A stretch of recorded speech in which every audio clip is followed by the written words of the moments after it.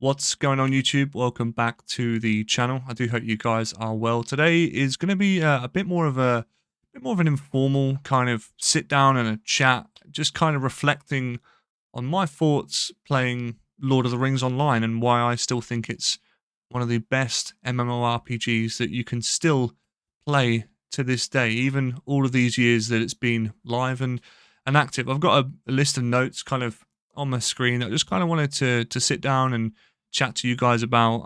As of the recording of this video, we're approaching 3,000 subscribers, which is just mind-blowing, especially for a game as now kind of niche as Lord of the Rings Online. So genuinely thank you guys so much for that. I guess to preface this video and I guess start it is to give you guys a bit of info really about where I'm at. I mean, I've been playing Lotro now for, I think we said just over a year, honestly, and it's been very like on and off. But for the last month or two, it's been fairly full on to the point where it's pretty much all I play outside of anything else. There is something that there's a switch that just gets flipped at some point, and you realize that anything you've ever wanted in a video game or in an MMORPG is right there in front of you. It doesn't matter how old it is or how clunky it might be, everything that you've wanted is there, and I've really found that with Lotro. And I guess where do we start? I guess the thing that really drew me in from the off was the epic book quests, you know, and the way that they all tie in with what the Fellowship's doing, but they don't directly affect the Fellowship in a direct way, if that makes sense. Nothing interferes with it, at least from what I've experienced so far. You're a part of the Fellowship, like on the outside, you know, not directly linked, but you definitely feel like you are, and you're aiding them, and you're following along with their tracks, even without, you know, being directly recruited into the Fellowship. You definitely feel like you're a part of it, and you get to kind of see it all play out in live action. You know, something that you've watched or read about for years, and now you can actually take part, and that really drew me in. That was probably one of the moments initially where I sat back and went, wow, like, especially, I think it's prologue for volume 2, when you're waving off the Fellowship from Rivendell, and you hear the hobbits sort of chat to each other, and you, you see them all leave in sort of one big group, and it's actually like, it's quite emotional. It's quite emotional watching it. I remember seeing that moment thinking, wow, like, there's no direct talk in here, but you can see them conversing via text, and you think, wow, actually, yeah, this is really something, especially with the music in Rivendell being, by its very nature, amazing. That was a real tick in the box. For a Lord of the Rings fan, that really did wonders for me. I guess ultimately that sort of ties in with reliving moments that you've only dreamed about since you were a kid, really. You know, when you were a kid seeing these films, reading the books, you know, to be able to then go in and, I've said this before, but implement a digital version of yourself to sort of take along these journeys and meet these people is just surreal. It really is surreal.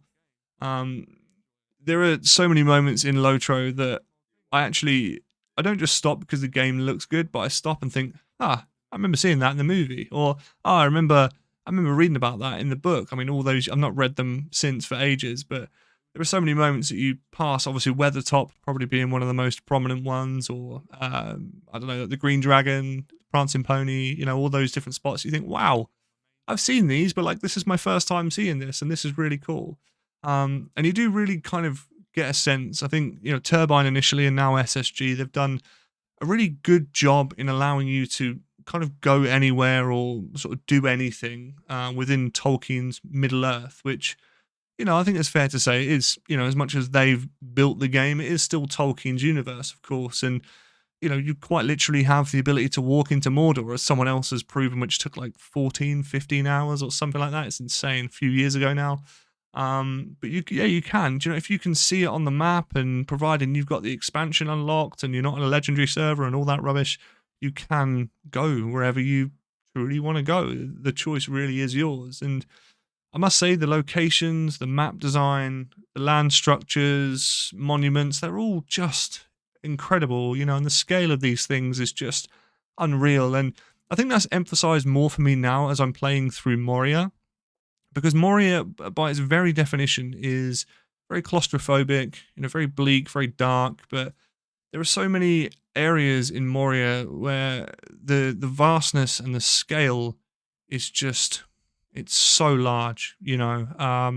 Even in the darkest corners of Moria, you've got these lovely crystals that are illuminating the pathways and the archways. You've got these big dwarven statues, like of, I guess, dwarven princes and kings that are all scattered around in these great sprawling bridges. And as you look over the edge, I mean, the drop. Someone said to me before I went into Moria, they said, look, just stay away from the edges. They will make you feel a little bit sick. And honestly, I was like, it's a game. Like, how can that be possible? But it really is. Like, as you look over, you get a little bit of vertigo. It's just like, wow, that is really, really deep. And as you start picking up some of the quests, and I'd actually, on a side note, I'd urge anyone going through any of these areas to really take your time. Experience all the quests, take in the dialogue.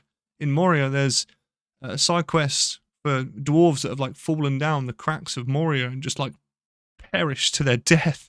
They've got nothing left behind other than like a satchel and some documents and stuff, and that's all that's left. And you think, wow, okay, well, this just took a turn. But there's so many intricate stories in these areas that are just waiting for you to unravel them. And I guess that probably segments into another part of the tale. Really, is that one thing I do really find amazing in Lotro is it doesn't rush you to endgame. It kind of urges you to take your time, absorb the story, absorb the world, absorb the people around you. And I think this is bred from the fact that there is no inherent rush to, grind endgame gear. There's not that sort of toxic mentality where I've got to have everything now, and the leveling is just a boundary, a hurdle I've got to get over, and then the real game starts at level 150. Because, I mean, if that was the case, it would be insane. No one would play the game at all, because fuck getting to level 150 just to start the game. That's just insane. But there's like none of that really in Lotro. Yeah, there is like instances where you can grind gear, of course, and like I said before, you can kind of do whatever you want. You can grind deeds for titles and certain raids for certain pieces of gear, and people do enjoy that. But for the most part, Lotro, to me, especially when I first started, it seemed incredibly just chill. People are just happy, just going about their day, doing whatever it is that they want to do. And, some people actually, I say some people, I would say a majority of people don't even hit level cap. Or if they do, it's on like one character and then like never again. Because there are so many people that I've spoken to in my time here on YouTube that they just enjoy so many other things. They enjoy more like passive stuff, like crafting, player housing, like the new bird watching pastime as well. There's just so much to do outside of just killing things, getting XP and moving on. And I think because people are sort of more readily available to do different things, it does kind of breed this mentality of like, people are there for you if you are new and you want help. That's another thing I really, really love about the game is the fact that, at least in my experience, yeah, there's probably going to be a couple of bad eggs here and there, but nothing a block or an ignore, won't sort. But a lot of people really do have time for each other. These people want to help new players. They want people to still play their game, still be introduced to it all of these years on. Because I think, to be honest, a lot of people won't mind me saying this, but people that are still playing this game stereotypically are of a certain age, typically, dare I say, a little bit more mature, a real appreciation for Professor Tolkien's work, and they just want to live in this world, and appreciate this world with other people who are also like-minded. And it's a real atmosphere and a real community that I think Tolkien himself would have been very, very proud of. What's up, dudes? Post-edit Josh here. If you've got this far in the video, thank you very much for sticking with me. And thank you to all of you that have supported me on Patreon and via YouTube membership. You guys really do help keep the dream alive. If you want to gain access to some of the behind-the-scenes stuff, post-edit stuff, community bits, then I'll leave all the links down below. Patreon you can support from just £1, and YouTube membership I think is around £3 to £4. But it's not expected, but for those of you that do support, I appreciate you so much. Enjoy the rest of the video. If we actually, whilst we're on the subject of community, some of the best content that I've seen outside of what Turbine and Stand and Stone have made comes directly from the players themselves. You've got people are crazy like creative in this game. People put on all sorts of shows, from musical performances to, there's straight out role-playing servers that role-play dedicated D&D campaigns within the game. You've got people that put on actual theatrical performances with like text scripts and actual stages within player housing. It's just crazy. The limits are just endless, and that has to come from somewhere, right? That comes from nothing but a burning passion for living and breathing Lord of the Rings Online. And I am so blessed to be able to say that I'm a part of that. I'm a part of that community. I'm a part of decent people that, I've shared on this channel before. I've had a couple of opportunities to play World of Warcraft, and I played for a couple of months at a time. And I mean, man, like every other instance was just toxic, negative people. You go on social media. I mean, social media is a terrible place to be anyway, and I do try and avoid it other than posting, YouTube-ish stuff. But if you go on social media, it was always, people talking bad about the game or talking smack about this. And yeah, I mean, when lotro updates from time to time or has maintenance, people are a bit disgruntled and they're in shock that a game has to be updated and why do you have to have weekly maintenance? But if they didn't do the maintenance and the game was down for a month, they'd be crying even more. But other than that, people don't really moan too much, because what are we going to moan about? The game lags from time to time. If you're still around playing now, then you kind of would have got over that. So what else really is there to moan about? And the people that are still playing now, they've played for such a long time, that are they really going to have an issue with the monetary side of things, which is another complaint for a lot of people. It's hard to say, because a lot of people are fully invested at that point, but we won't get onto that too much now. But I'm genuinely really impressed with the community and what the community brings to this game, because I do feel like this game is 50% what SSG are now providing, and the rest of it is all the community. Because without the community, it sounds horrible, but this game would be absolutely nothing. It really wouldn't. Slightly off track, I was actually really impressed when I first started playing about the fact there's no flying mounts. It would have been very easy to take the eagles to Mordor and all of that shite.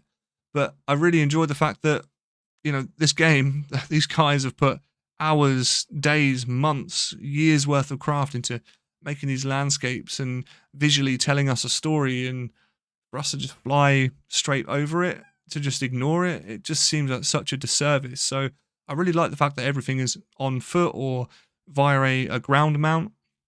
Yes, it can take a little bit of a while to get from A to B, but I don't know, I quite enjoy the downtime, to be honest. And worst comes to worst, if I'm doing a quest that requires me to go back and forth a few times, then I'll just use a mithril coin. Like, it's not that much of an issue at all.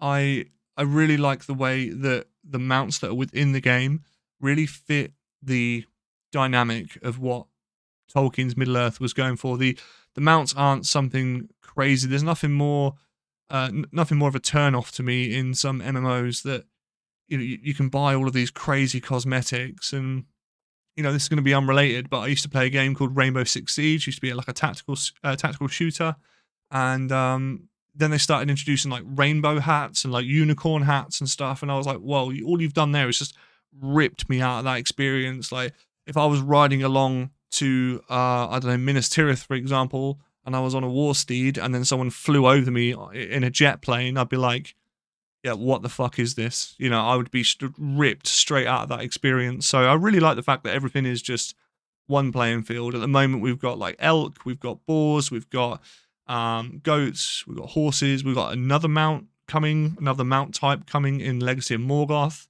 which I want to say it's like a antelope-ish. I could be fucking completely wrong there. But yeah, I really appreciate the fact that you can just mount up, turn the UI off, and just go, just have fun. And then whilst you are out and about on your travels, you come across many of the game's instances, which is another thing on my tick box of really enjoyable things in Lord of the Rings Online, because the instances, not only are they fantastically crafted, they are very true to Tolkien's universe again. They are something that fits in with the narrative, the direction that you're going in, whether it be you're entering the Great Barrow for the first time, or you're in the Witch King's castle, which, by the way, is fucking epic, especially when you go out onto the balcony and you can look over. If you know, it's really cool. Yeah, there's just, I mean, even some of the raids, like, I bang on bang on about all the time, Rift. You know, Rift is the first real raid that I've ever done, 12-man raid. Incredible, incredible atmosphere, experience. The people that you do these raids with, everyone feels like their class has got a purpose. It's impactful. It's meaningful. It's just wonderful. And the way that these all play out, you know, everything seems like it's patched together within the map and within the instance correctly. It all winds and weaves to a certain spot, you know. Some instances in some games just feel so detached and really take you out of the experience. So yeah, I must say that I could quite happily play this game, by the way, with no instances.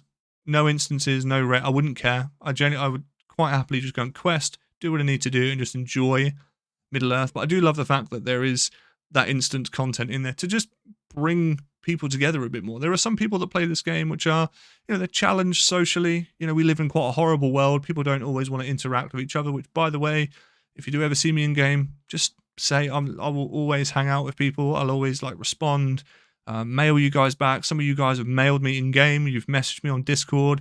You spoke to me. I've had emails from you guys as well. Please just continue to do that. Like, I would rather be someone that it might take me a few days to reply, but I'll always respond to you. You know, I'd rather be someone that you can just speak to, whether it be about the game or whatever. But yeah, I love that. I really do. So yeah, just the idea of being able to bring people together that wouldn't normally come together, I think is just a fantastic dynamic. I'm fully aware that this video is dragging out massively. There are so many other topics that I can think of off the top of my head that really adds to my experience within Lord of the Rings Online and why I still feel that it's absolutely amazing to play, insert whatever year. But, you know, above all else, without sounding really cheesy, I just feel at home. You know, even when the game didn't feel familiar to me, even when I was picking up for the first time, somehow, it doesn't make any sense, but somehow it felt like I'd been within the game for years. It felt like I knew it. I knew people, I knew towns, I knew locations, I knew some weapons, and, you know, races, and I just, yeah, it's a real comfortable MMO. And don't let that fool you. You know, when I say comfortable, it's not like Animal Crossing or, you know, Pokemon or whatever. It's there are some real challenges here. There's some real content to get your teeth stuck into. So yeah, hear me when I say this. For those of you that have tried it, not got on too well with it for whatever reason, give it another go. And for those of you that have played it, that are taking a break, now is a great time to get back in. We've got the legendary servers, which are up, firing. You've got an expansion on the way in about a month's time, I want to say. It's a really, really good time to play. I'm on Evernight right now.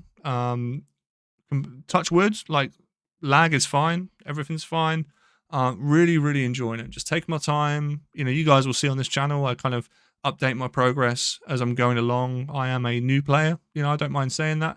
I'm a new player, so as I start to progress and learn new things and take things on, I like to just kind of share what I would have found useful to know, or maybe my thoughts and feelings at that time. But yeah, Lotro is a really, really special game, and I'm glad to see that it's still here. You know, could there be more people playing it? Of course. You know, we're human beings. We're not going to be happy with everything, but yeah, I think for it to get to where it's got is a credit to itself, definitely. Thank you so much, guys, for watching this video. Again, it's a bit of a ramble, kind of not too much editing, but just me sitting down having a chat with you guys.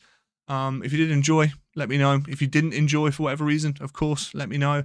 Otherwise, I will see you guys in the next one.